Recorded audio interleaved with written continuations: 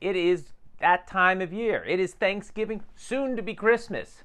And if you want to get into the Christmas spirit, there is no better place to go than to go this weekend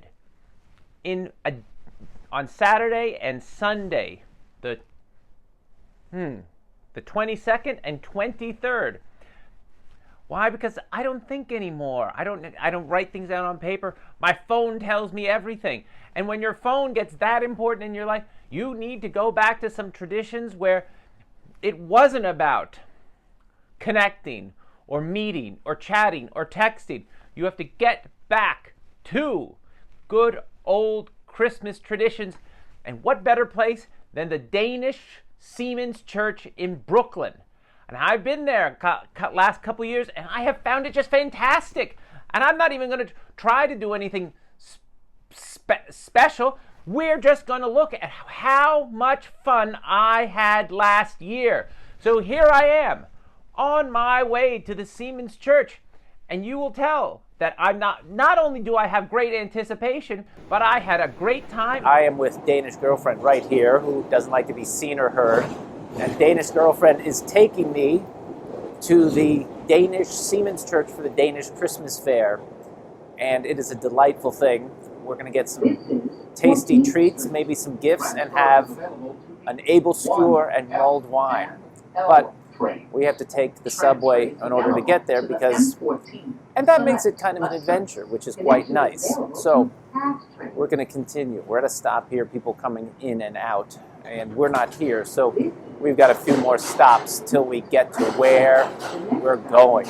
And I'm excited. All right, so Danish girlfriend and I just got off the subway in Brooklyn, Clark Street, and we're walking towards the Danish Seaman Church. Very excited. Danish girlfriend has her game face on. This is serious business. Once a year, she knows the routine. She hopes that they haven't changed the layout of the room, because in her mind, she's been playing out how she was going to attack it this morning. I suspect a couple days from now, it's like a football game. You have a walkthrough in your mind, and we're soon to have the walkthrough. I keep my distance from Danish girlfriend because, she's got her priorities, and I don't want to get in the way. You don't want to lose a hand over a liver pate or an ear over an ornament. So I'm prepared and excited. So here we are at the Danish Seaman Church, and you can see there's already a line. We got here pretty close to when it opens, and they are standing outside like it's a rock concert. So I'm going to join Danish girlfriend, and then we're going to make our way up to the thing. You see the Santa Claus? They're the one who give the special little cookies, which I always look forward to, as well as the rest of the fair. Here I was going up the stairs to the market, and I was having a conversation with the Danish Christmas man, Yule man, Santa Claus. Though he wasn't from Denmark, he was from Detroit, but he was from Danish parents. And I got so excited that I could only take this small video. So I didn't get you on video. So wave again, the Christmas. Are you from Denmark? No, Detroit. But you're Danish from Detroit? I'm half Danish. Oh, I'm half Danish, yeah. So anyway, I'm trying to learn Danish, and we're going to... You will. Best way to do it is come and eat it. Then we went into the building, and we joined the line of excited Danish expats, people coming to the market who wanted these Danish goods. All right, so now we're in a smaller line inside the house waiting to get our shopping cart. And Danish girlfriend is chomping on the bit. She feels like she's a horse at the Kentucky Derby in the gate. And shopping at the Danish market with all these Danish expats can be quite confusing because they shop very orderly. And I went in and I was like wowed by the whole selection. And I found myself out of line. And if you're not in line, then you can't go through the line and pick out the goods. Luckily, there was this Danish expat woman who was kind enough to let me in. Why? Because I had that innocent look of someone who didn't understand. And Danish people are very good.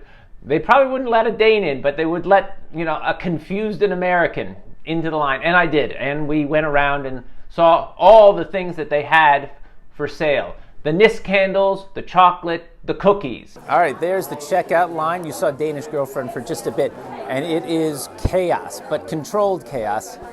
And somehow, Danish people, when they shop, they know what they want, they're determined, and they get it. Then we went downstairs to the makeshift food court, which is really their kitchen and garden, that was packed with people and food, and lots of food.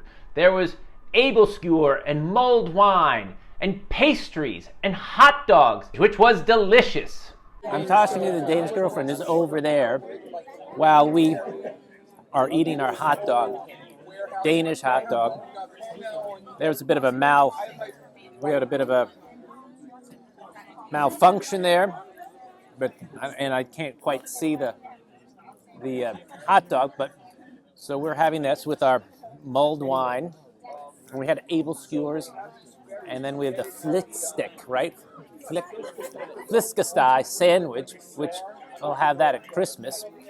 So we have combined in this one day, in this one, dare I say, meal, a good taste of Denmark, and we might get something, a pastry on the way out, but Danish Girlfriend has made her haul, and we will be eating well over the next several months. She's got a lot of liver pate and some herring and some pickled beets, which go on the liver pate. And we've gotten to see a lot of people who are of Danish origin or extract, and they're just having a wonderful time. And that's why you come to a place like this, to have a wonderful time with your home cooking. Thank you. And you saw the Danish mother moving her children around just as I was trying to finish up. So, a good time is had by all, and thank you kindly.